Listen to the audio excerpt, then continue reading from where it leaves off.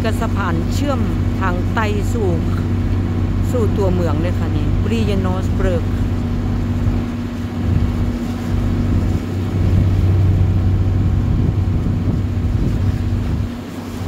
บรรยากาศอันแดดเนี่ยสำคัญบันนี้โอ้ยสะอ่อนเรือค้าเรือขายกันเนาะค่ะเนาะ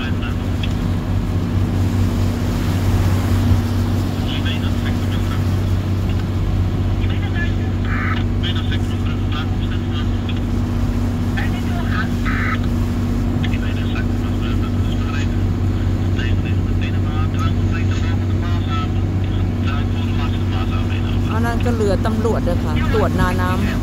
ำเรือสำเภาใหญ่กำลังนำมาพิลึกการค้าขายอุดมสมบูรณ์